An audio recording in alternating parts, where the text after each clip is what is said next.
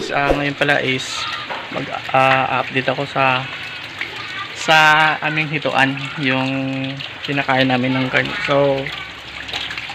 So far, yeah, so far maganda yung resulta. So yun, medyo lumaki na sila, pero hindi talaga sila sabay ma-dispose.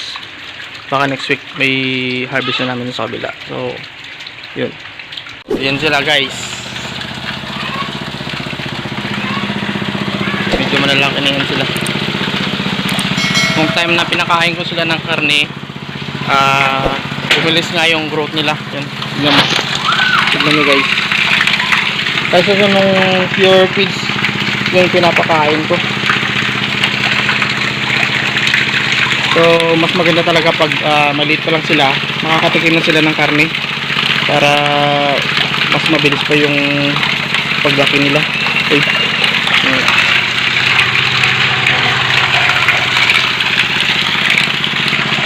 So siguro maabot pa to ng 2 buwan na pakain before ma-harvest. Pero dito next week ma-harvest na to, hinahanapan ko na ng buyer. So yun guys. So guys, hanggang doon na lang muna. Bali next week ma-harvest na kami dito sa kabila. Yan. Sakto na 3, 1 kilo. Yun.